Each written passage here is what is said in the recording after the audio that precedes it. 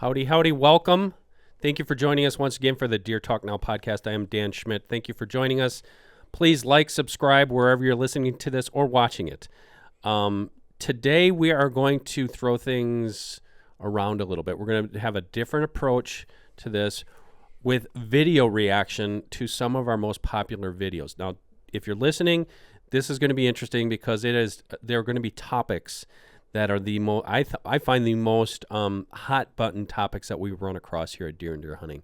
And thankfully for videos, which we've been doing since 2005, really ramping up online for the past 5 or more years, is that we get to hear from you.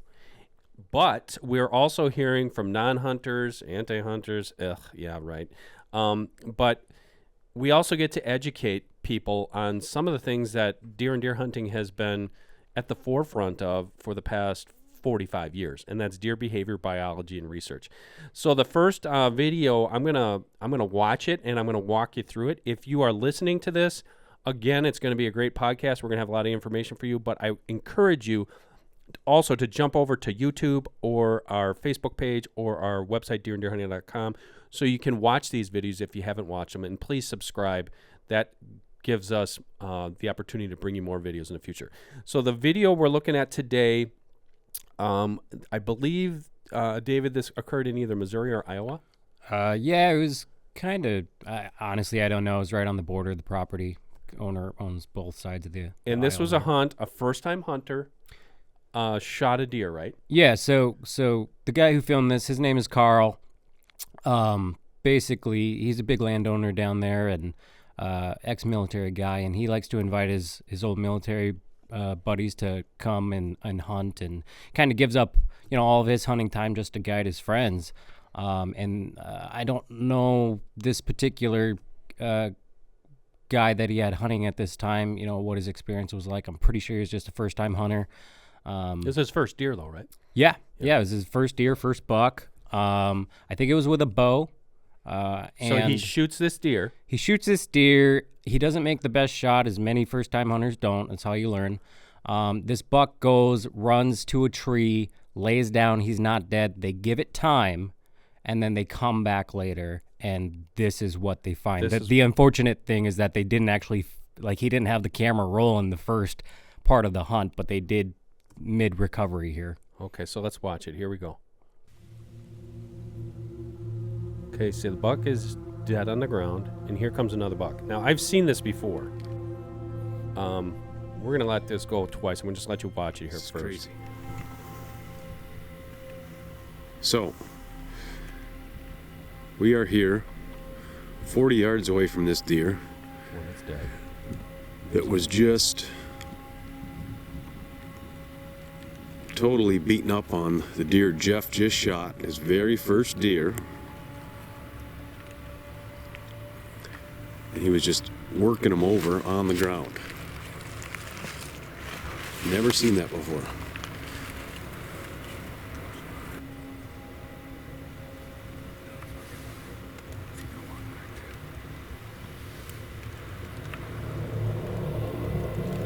See that buck standing with blood all over his face. They're right up. They're right up in the deer. Okay, so I'm going to pause that. A lot of people we know. I mean, this thing had over 4 million views? It was 2.5 million views, and we just posted this not that long ago. 2.5 million views. I don't know. I mean, basically this went viral, but most of the people, I did see some of these comments coming in. Most of the people I had never seen this before, and now basically, by going viral is great for the hunting community, but not great for the hunting community in the fact that you got non-hunters going in there who don't understand deer behavior, much less animal behavior. But I'm going to run this through again. I've seen this before. I've had this happen to me, not with bucks. Back in Texas, I shot a doe that I had a buck try to mount when it was dead. But this one, from what you believe, you told me, David, is the buck was not dead before this other buck shows up. Right, so basically this other buck walks by and sees an easy target, then he finishes the deer off for Jeff. He finishes the deer off. And that's why you see there's blood all over this other buck's face. Yeah, because they walked up to Jeff's buck, and there were antler holes in him left and right. Yeah. So he just completely mauled him while he was down. You think about the force on that. I mean, Yeah. the force on, if you take an antler, if I gave you a shed antler to go up to a deer and say, poke a hole in that deer, you couldn't probably do it. Right. But this guy could. So let's watch this again. I want to point out a couple things that I see just based off of my experience. Okay, so that buck is working him over with his antlers. He's pawing right there. That's dominance behavior. Just like a bull. Just like a bull in a barnyard. He's pawing. Now he's high stepping. That is he's licking his nose. So he's licking his nose. There's a lot of things going on here. Number one, he's pawing the ground. Dominance behavior. He is asserting dominance over that dead buck that he killed. I mean, the deer was dying, but he killed it. Even if it was dead, he would have been doing the same thing. I've seen this happen. Dead deer laying there, another deer comes up, starts pawing it, starts, working it over with its antlers. The high stepping, that's dominance behavior. The licking of the nose, we've talked about this, I think, last week. That's epithelium. So we basically, if you watch the ones that Ian's doing here, when he runs into my office and asks me a question, that buck is licking his nose because even though he is asserting dominance over that dead deer, he is still wary enough that he knows that there could be imminent danger. So he keeps licking his nose, not too much unlike a dog, because he's going to wet that epithelium in his nostrils if there's any scent around him that's going to alert him to danger. I'm going to keep going here again. More dominance behavior right there. We are here. A hunter, he stops. So for an animal, especially a prey species, there isn't a thought process going on here. Basically, this buck, number one's agitated, exerting dominance, and now he stops. And now if I can throw my own anthropomorphic thought in there, he's like, oh shit, there's a hunter. And he is so jacked up on adrenaline right now that he's kind of conflicted. So let's keep going here. 40 yards away from this deer. He's looking, the guy's talking. That was just Ears back, circles. Totally beaten up on the deer Jeff just shot, his very first deer. And he was just working him over on the ground. Buck is still standing there looking at him. Never seen that before. Coming back, panting hard. That's a telltale thing right there. Let me stop that right there. Buck's got blood all over his face. He's panting hard. He's staring at the hunter, and he's still circling. You're saying, well, why isn't he running away? Because he just was involved in something that was so intense, number one. And number two, let me get to that in a second. Let's just finish this.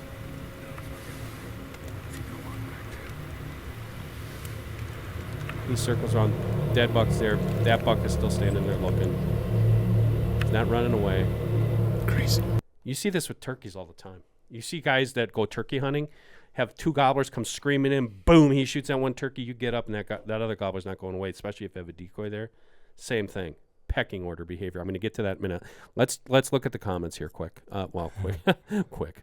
That's not going to be a quick. There was 58,000 likes on this video, 2.5 million views, over 5,000 comments.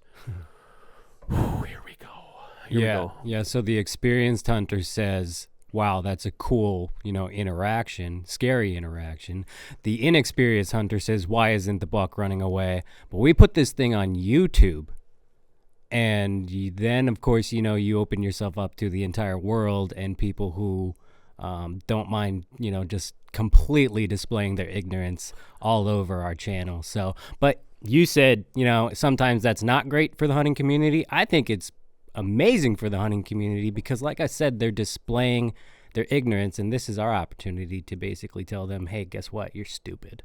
Well, that's actually a good point. That actually is a good point. And to educate people. And the thing is that too, we've been watching these. I've been seeing some of these come in, and I get, is it just because it's the internet that people just become such jackasses in their comments? Oh yeah. I mean, it's the nature of the human being. I think, if we can get away with something, why not?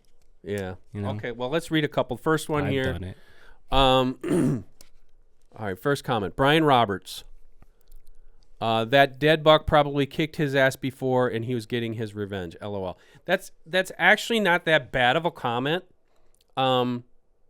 it's, I would say, probably partially accurate, but it's not. You got to understand that deer don't think in those terms. They're not thinking like, oh, you kicked my ass, so I'm going to kick your ass if I get a chance. They're just trying to assert their role in nature.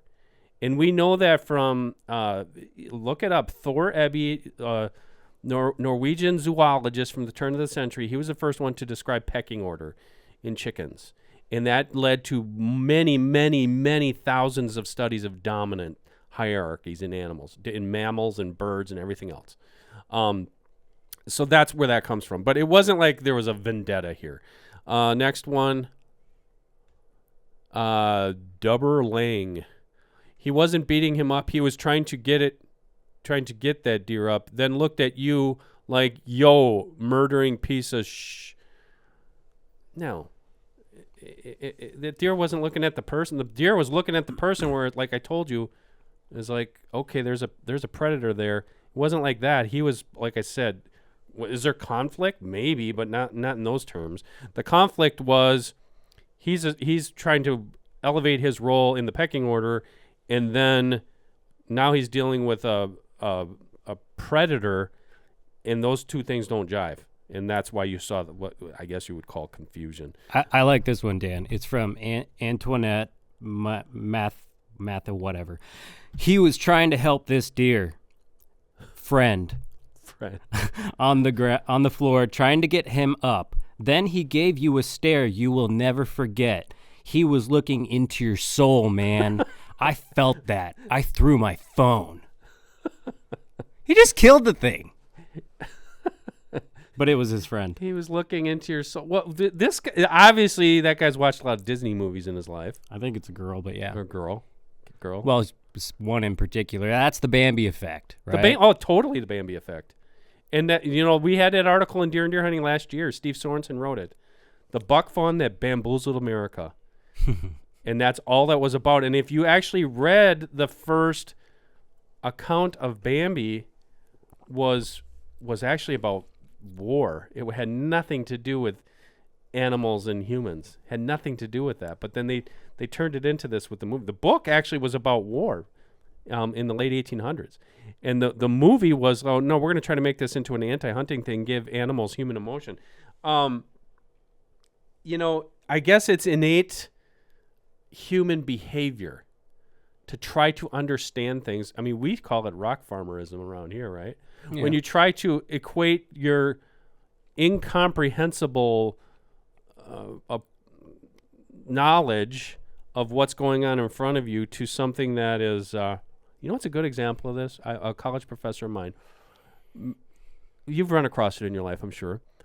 You run across a really macabre situation, death, something, and somebody makes fun of it. And that is innate human behavior to, if you don't understand something, either A, you mislabel it, or B, you make fun of it, And that's why people, they say, oh, that's the kind of guy who'll laugh at a funeral. Because that guy can't comprehend his own self-being on Earth. But, and I see that with a lot of these comments. Here's another one, that Renee O, which kind of floors me because, no offense, Renee, you look as old, if not older than I am. And that's a cut at me, not you. He was trying to revive his friend. Oh, is this the one you said? He gives you the serious look. He will not forget you. This is similar, but yeah. He will not forget you. Deer don't possess memory capabilities like that. A hunter might argue that, well, you know what, that deer remembered that I had that tree stand in that tree. There is some Pavlovian research that might indicate that is true. We find it with raccoons. If they get caught in a trap, they're not going to the back of that trap because, but he's not going to sit there and like, remember last October? I remember you. You're that. No. Yeah. We know this through research. And that's just not me talking about it. This goes back to, like I said, you go back to Darwin when he first had the theory of evolution, and the people that extrapolated that and started studying dominance behaviors in animals. That's all that is. It's an animal. It's cause and effect. But I think to your point, David, I think we've become, I don't know, homogenized. We've become so far removed from the wild experience that's why we see this stuff today. That's why you see comments. Well, I like how these comments, they don't just give them like emotions, you know, like 80% of these actually speak on behalf of the deer, you know, like this one's great. I relate to it because I'm half Mexican. You better not ever come back to these woods without your gun. You killed my homie, and I will remember you. I'm going to add an essay. Skid Row playing in the background. I will remember you. Yeah. Yeah. I don't know, man. It's just, I just find it like crazy how people just don't do like the most basic level of research. Like if you really cared about an animal, you think you'd learn about it a little bit, You right? would learn about it. Rather than just, well, Bambi was sad when mom was shot. And Thumper came and comforted him. And dad was at the end, you know, there to protect Bambi and guide him and raise him the rest of the way. It's like, you know, that's just not how they operate. So let me put this to you, because for me, I think my view on people is different, obviously, than yours, because I grew up in a rural area, pretty much lived in a rural area my whole life. I did go to college, you know, got my degree in a quote-unquote city of 60,000 people. But you lived out in Los Angeles. You lived out in California. With the homies, yeah. With the homies, and with people who have never probably stepped foot in the woods, much less saw an animal dead in the ground and another animal, you know, pawing it or something like that. Yeah. I mean, I grew up there, and as you know, I didn't step foot in the woods until I started this job. That said, I don't think I ever really cared whether or not a deer died. Like, maybe I just got a little serial killer in me or something, but but I'm talking about the subsect of our population where you have now these videos, like I said, they're going viral. We're producing this in basically deer hunting Central America. Right. And somebody in Los Angeles is watching this and doesn't have a clue. Yeah, there's just cultural differences. But how, I guess I know that happens, but it blows my mind that what should be educated people don't understand the very basics of things that we were taught. Not me, but as a culture, there was people studying this 150 years ago.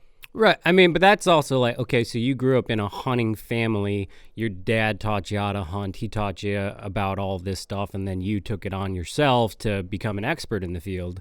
Whereas out there, you're shown Bambi as a child, and there's no real, you know, anthropomorphic education in, you know, K through 12. Right. So what if you're not introduced to hunting by somebody, or you don't, you know, pick it up on YouTube or whatnot, then you're never going to gain that information, that education.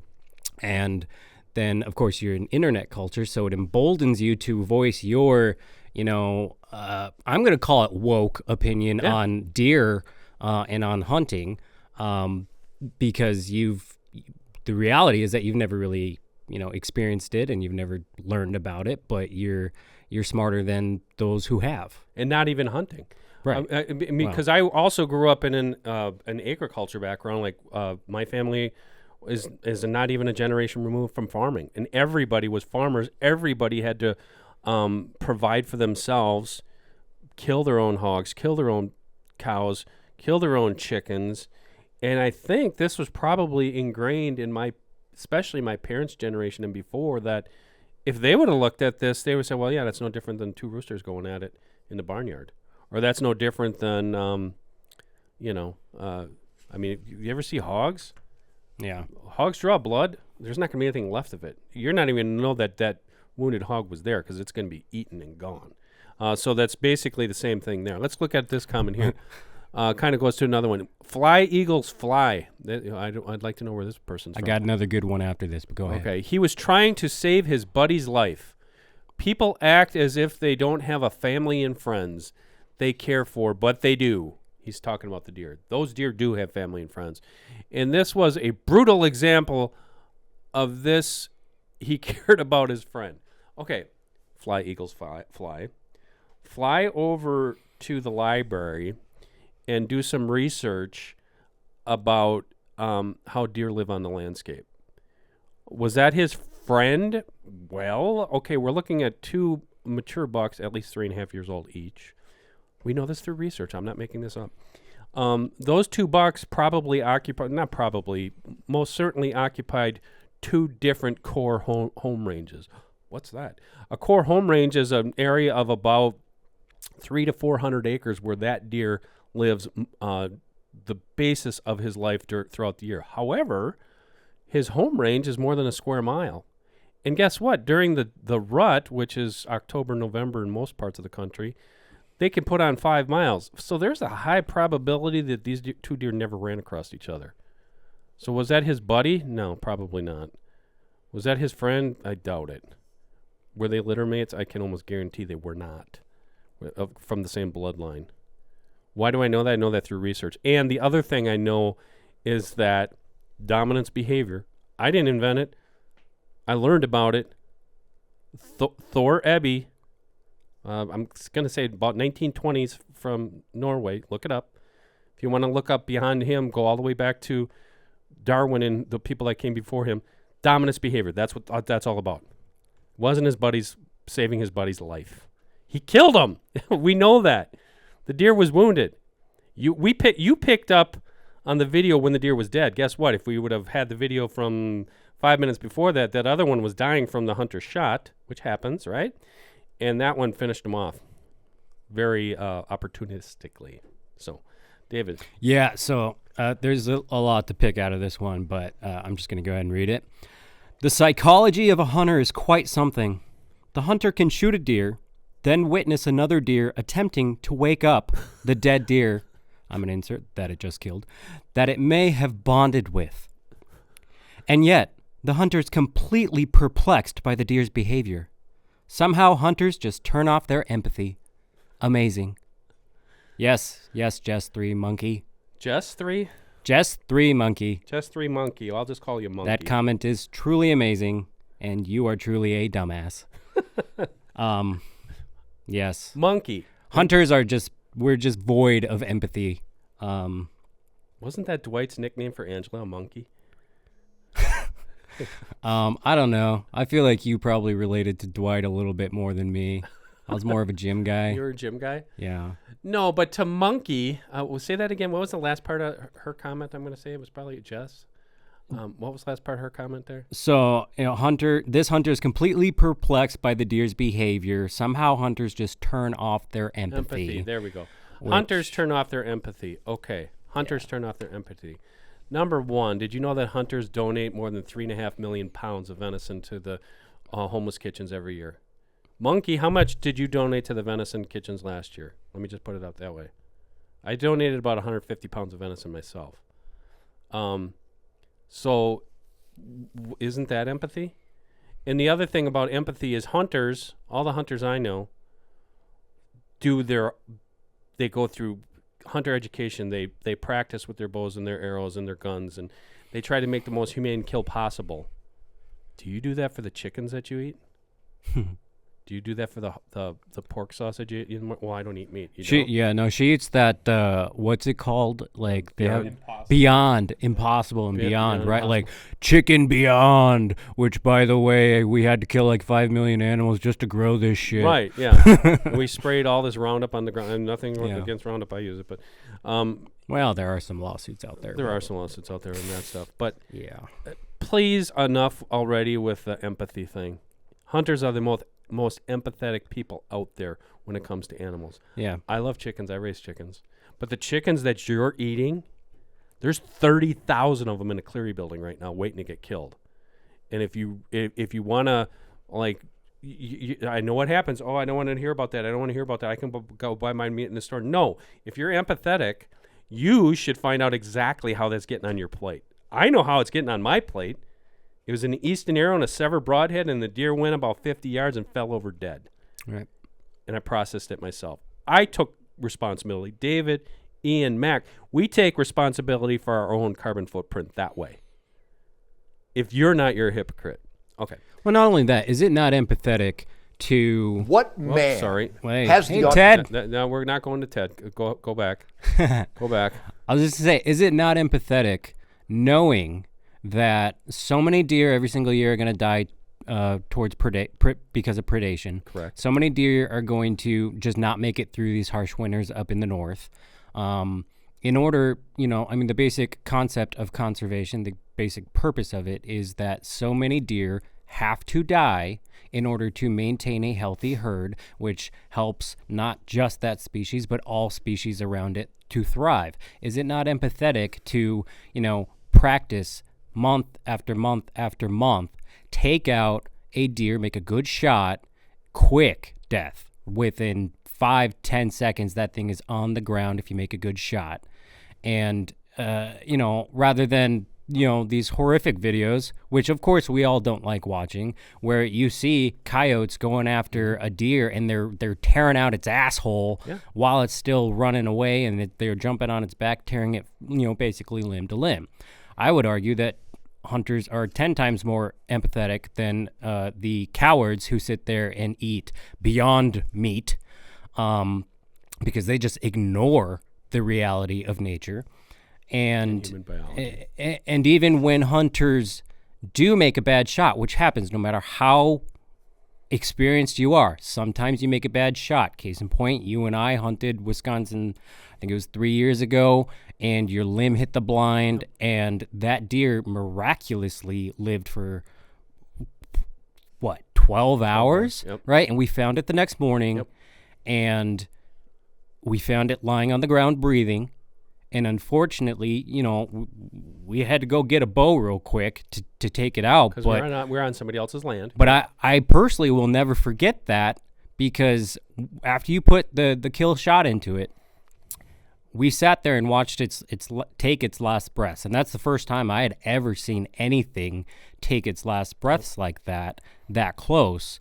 And you and I both cried. Yep. We stood over that deer and we frickin' cried. Yep. And I don't know a single hunter who wouldn't react that same way. You're 100% right, David.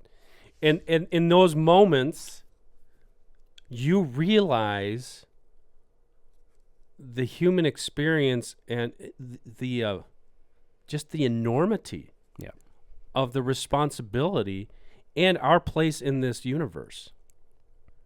Now, we could sit there and not do that and go buy our food at the store and let somebody else do our bidding for us and be that far removed. And millions of people do it every day. Yeah.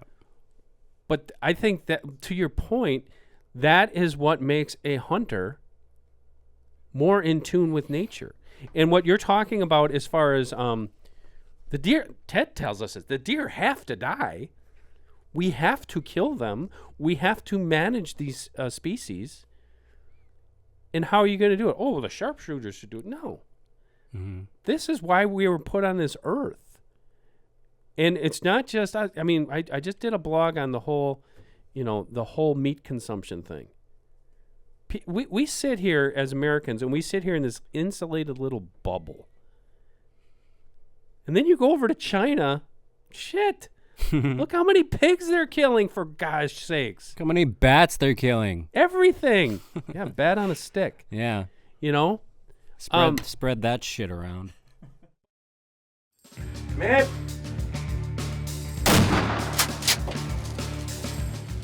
Okay, guys, we're going to take a break, and we're going to show some love for one of our sponsors, and that is HuntStand.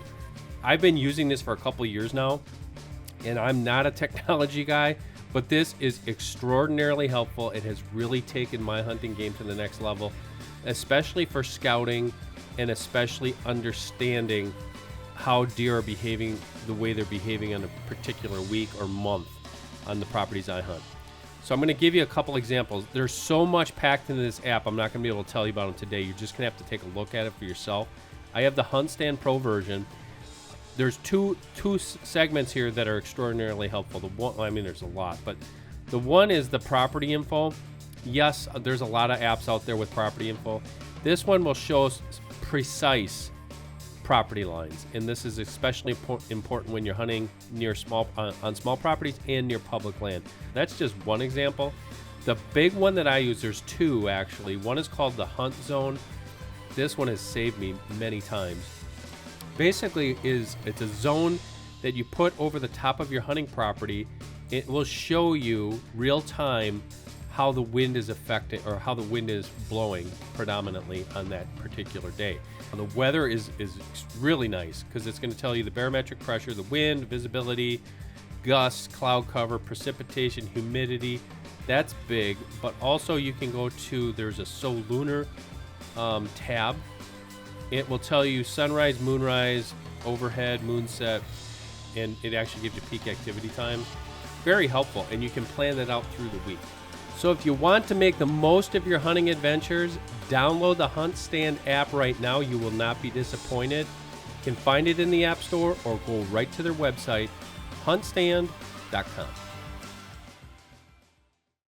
The take-home message here that everybody should be, it's not, don't be ashamed to respond, but I would respond, I always respond, I try to respond with facts. I try to respond with things that I remember that I was taught in school about research and animal behavior, because I think that's what's going to educate the most people and win this PR war with uneducated people. Respond with facts. And it transcends deer.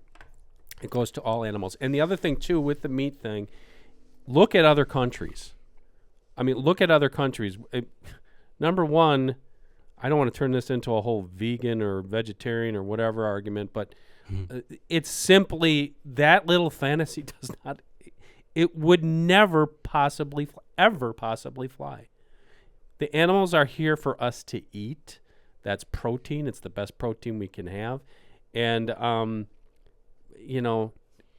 showing this stuff, some people say, well, you shouldn't show those videos. You shouldn't show deer being shot. That argument goes all the way back to ABC News and Dan Rather in the Guns of Autumn from probably 1974. It was the biggest anti-hunting hit piece ever done in America, and that was at that time. You guys are too young to remember this, but back in the 60s, there was a program called American Sportsman with Kurt Gowdy. It was one of the first. It was probably the first TV show about hunting, and it was friggin' awesome. I was a little kid, and they'd go rabbit hunting or pheasant hunting, or they would go somewhere, and they would actually show. It was like hunting TV now, not quite, but you would see like a pheasant getting shot or something. But when the Guns of Autumn came on, the hunters all clamored and, oh, we can't show that. Well, network said we're not showing that anymore. We're not showing impact shots, and that tide turned. It took 30 years until you had people like Bill Jordan and Toxie Hayes and the HS people putting out videos with hunting videos, and they really started steamrolling. And it wasn't to glorify blood and guts or anything like that. It was to show that experience, because that experience, and we show it today. You guys create all these TV shows for us. It's that primal experience. Now, somebody sitting, some PBS listener sitting out in New York or Los Angeles, oh, well, you are just a bunch of Neanderthals with your fist dragging on the ground because you want to glorify. No, that's not it. That has nothing to do with it. And you heard me talk about this before, David, but for me, shooting that deer and utilizing it is no different than you growing a carrot in your garden. Why do you need to grow a carrot? Why do you need to plow a quarter acre up in your yard to grow carrots when you can buy them at the grocery store? Because what the hell? You're killing all that grass, man. Yeah. Why do you need to grow tomatoes? You can buy them at the market. Yeah. Why do you need to grow zucchini and you can go buy those at the market? Because when you do it yourself, you know what you're getting. You know what you're putting in your body. You know what you put in that ground.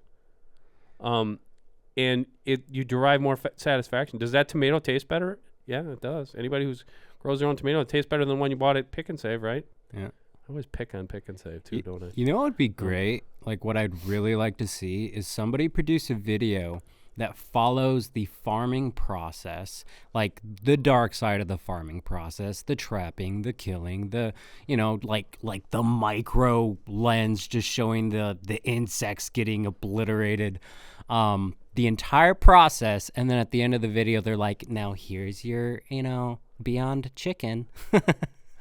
from these soybeans. On this patty that we just made for you. Like, and then you know, sit these people who are making these comments, make them watch that video, and then how do you react?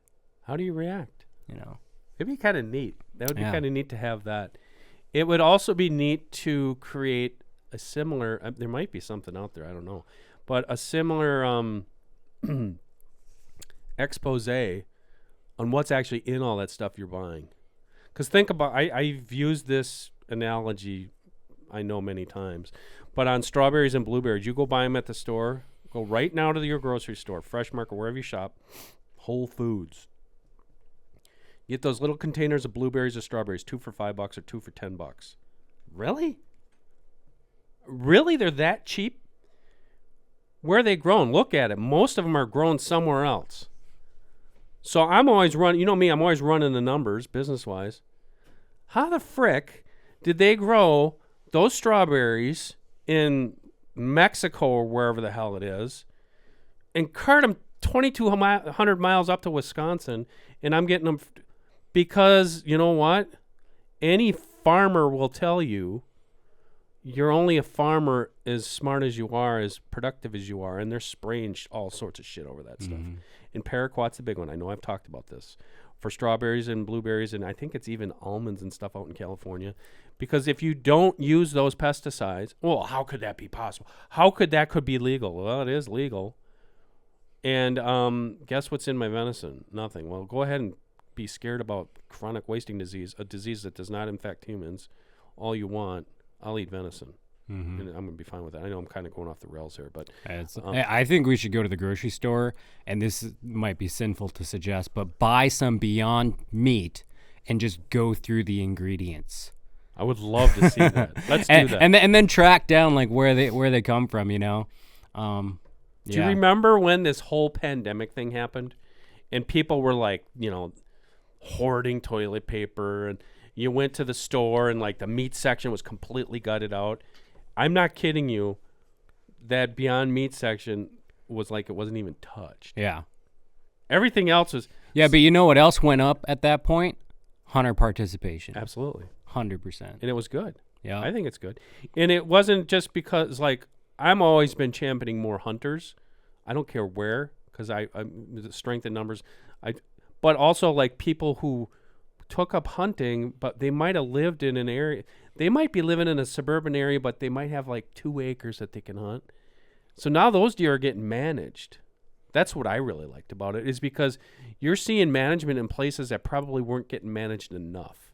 Yeah. Not just on deer, but on other stuff too. I would like to see a similar increase in trapping, because we're seeing problems now with coyotes and wolves and bears and things. You can't hunt a black bear in Florida. They have tens and tens and tens of thousands of black bears, and they're causing problems. I just came up with a joke. What does Beyond Deer consist of? What does Beyond Deer consist of? I don't know. Elk. Oh, elk is so good. Elk is good. I've never shot an elk, but I've had elk backstrap. It's well, that's one of the best things about being, you know, a producer, is that even though I wouldn't mind shooting things myself, I often get to taste all these different animals without having to pay for the tags. I know. So it's pretty nice. And that's getting out of control here. Yeah. Let's see if we can dig out a couple more comments here. The psychology of a hunter. Oh, you said that one. Here's one with 21 replies. Monkey. Applicable. Here, this guy's actually. There you go. This guy actually was spot on here. Jimbus Maximus. I'm sure that's not his real name. If it is, that'd be kind of a cool jersey. Jimbus Maximus. It's all the testosterone they get during the rut. They can be dangerous if you're not careful. That's true. That actually is true in that video.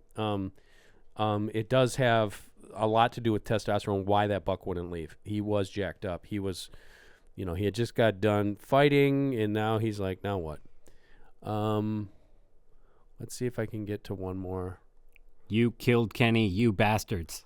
You killed Kenny. I might actually like that one. All deer have, oh jeez.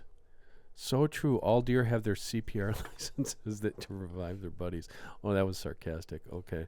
Yeah. Just doesn't work when they use their antlers. Oh, here we go. This guy's from overseas somewhere. Creator will punish you instantly. No, he won't. Go in the Bible and look it up. They were put there for our use. Oh,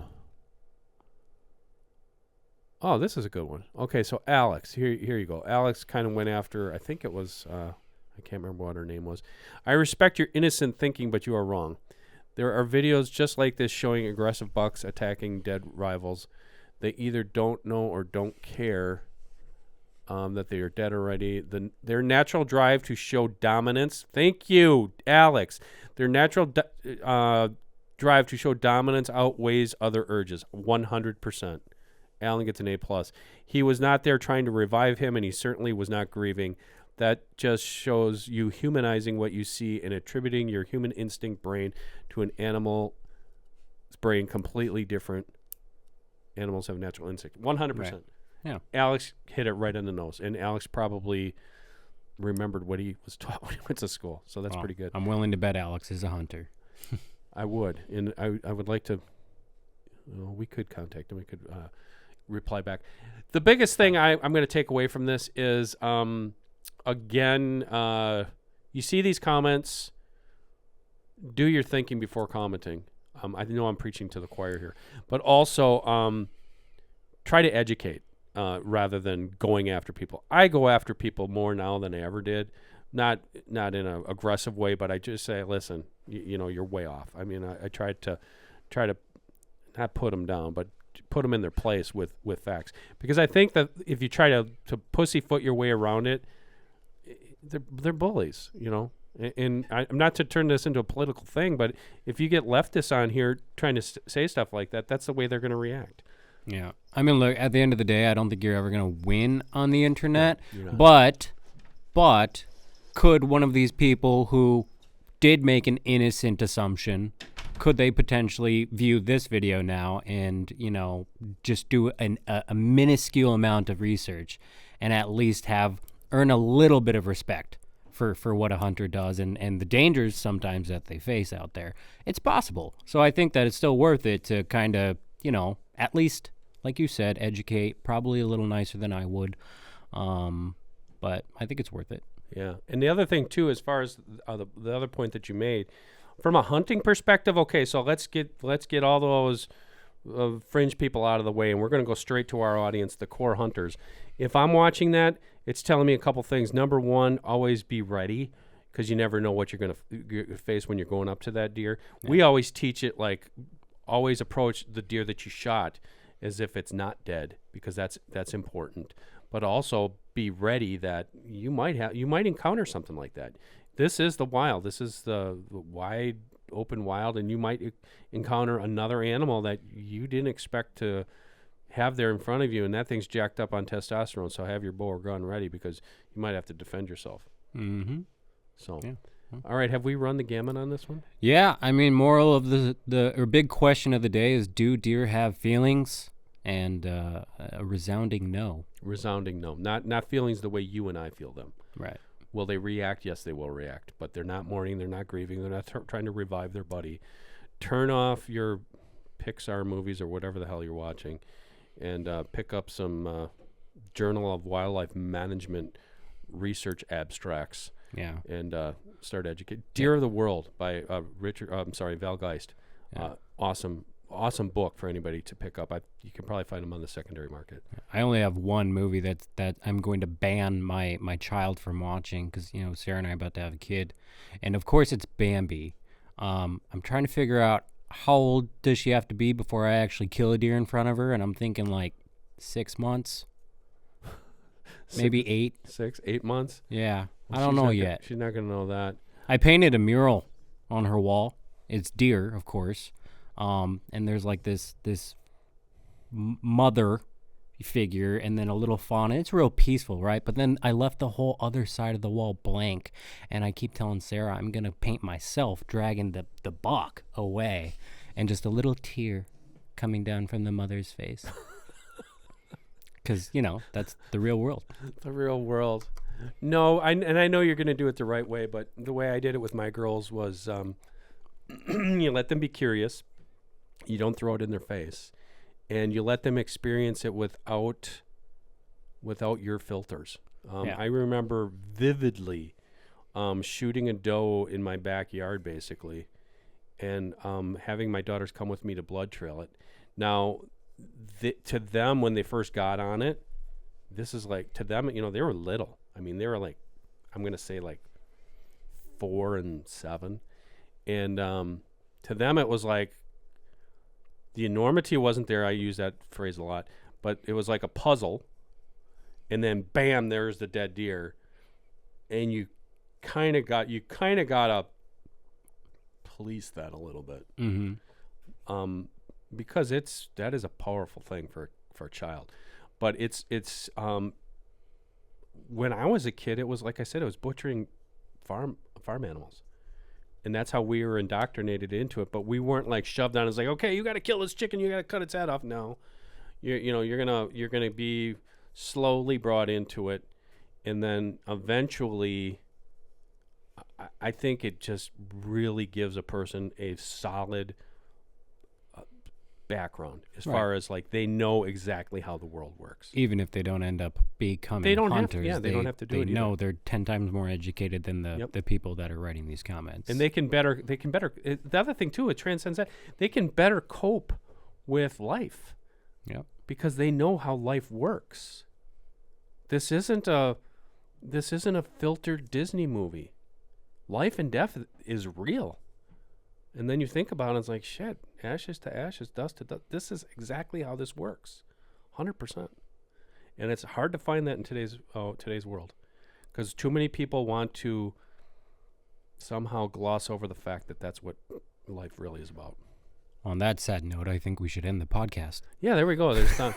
So, for more information on deer and deer hunting, go to deeranddeerhunting.com. And we're all going to die one day. We're all going to die one day. Some sooner than later. For David Gilane, I'm Dan Schmidt. Yeah. May keep your feet on the ground and keep reaching for the stars. No, again, please like and subscribe. And if you're on YouTube, and I know you are, please go to YouTube.com/DDH online and subscribe to that channel. You're going to get every single video version of Deer Talk the second it comes out. And on the platforms, 14 of them, they're listed on our website if you're looking for a new one. If the one you're using isn't working right or whatever, they're all there on deeranddeerhunting.com. Again, for David Gilane, I am Dan Schmidt. Thank you for joining us for Deer Talk Now, and we'll catch you next Thursday for another brand new episode. This episode is brought to you by Drop Tine Spirits and their premium 12-point bourbon whiskey. The story of Drop Tine's finest bourbon starts with being double barrel aged. What this means is they first aged the bourbon in new charred oak barrels in America's heartland, then sent it to California to be finished in the salt air of the Pacific in the finest brandy barrels. Finishing their bourbon in brandy barrels was the choice of many trials to find flavors as unique as the Drop Tine Deer. They wanted a bourbon that is not only warm to the palate, but it would sip smoothly and leave notes of fruit behind. They found the perfect brandy barrels in the Russian River Valley near Sonoma, California, and what they created is a bourbon whiskey that exhibits a sweet, floral, almost honey-like aroma balanced by caramel, toasted wood, brown sugar, and toffee. 12-point bourbon is only available online. To get a taste for yourself after the hunt, visit droptine.com. Deer Talk Now is also brought to you by HuntStand and the new HuntStand Pro app. Let me tell you, I've been using the HuntStand app for a couple seasons now, and I can honestly say it has changed the way I hunt. There's no more guessing on wind direction, property lines, and stand locations. The app takes my hunting to precise new levels that help me be more successful. The new HuntStand Pro app unlocks unlimited property data on a nationwide basis, including detailed property boundaries throughout the United States and most of Canada, including property owners' names in the United States with detailed ownership information. You can also access detailed public land maps and search for properties on a county, state, or province level. There are so many features that also help you dial in on the best spots based on weather conditions. For more information, visit the App Store or log on to huntstand.com. This podcast is brought to you by Cuddyback Cameras. I'm going to tell you guys, I've known Mark Cuddyback personally for over 20 years.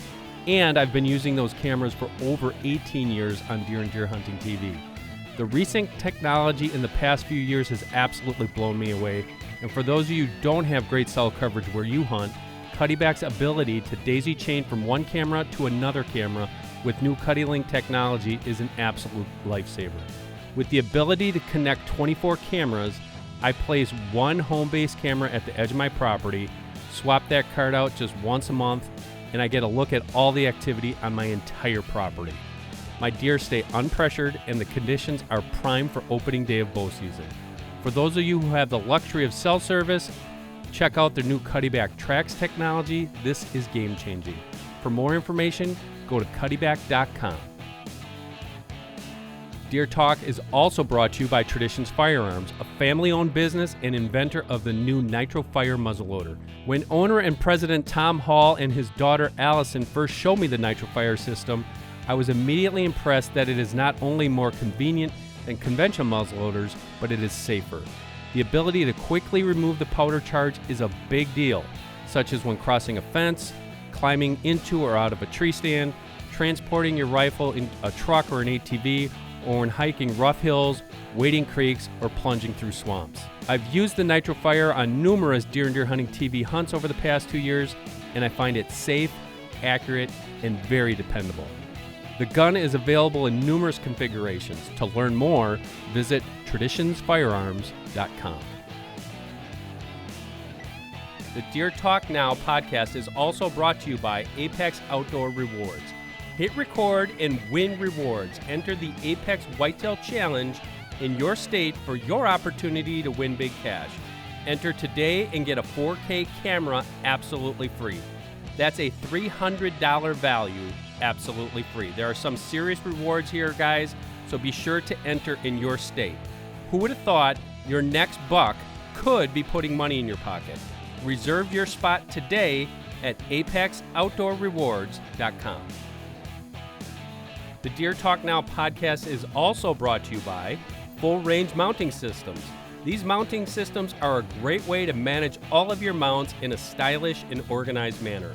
We are using their pedestal mount here on the podcast set for 2 shoulder mounts, and it looks just awesome.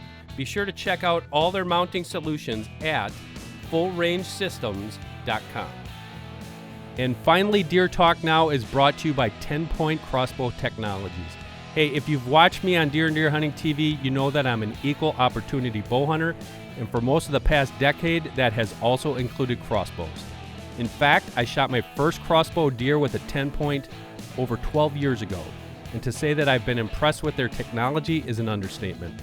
This year, I'm shooting the new Nitro 505, the fastest crossbow in the world. It is light, compact, and includes the revolutionary AccuSlide cocking and decocking technology.